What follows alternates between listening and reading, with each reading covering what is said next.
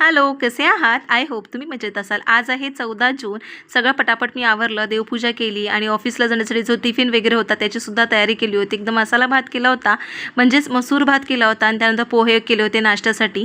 तर मी आज तुम्हाला दाखवते ती बॅग. मुळात म्हणजे काय, की आज मी आईला फोन केला नव्हता. कारण दरवर्षी ना मी 14 जून म्हणजे सकाळी सकाळी पहिला फोन करते की आईला, की आई थँक यू म्हणून बोलण्यासाठी, कारण माझा आज वाढदिवस आहे. आणि आज आईला थोडंसं ना मी अशी फिरवत होती. ऑफिसला जाता जाता मी फोन केला आणि आईला म्हटली की आई कशी आहेस वगैरे, नॉर्मल आपलं बोलणं होतं ना तसं होतं. त्यानंतर मग आईला म्हटलं आई काय आहे स्पेशल, काय आहे आज?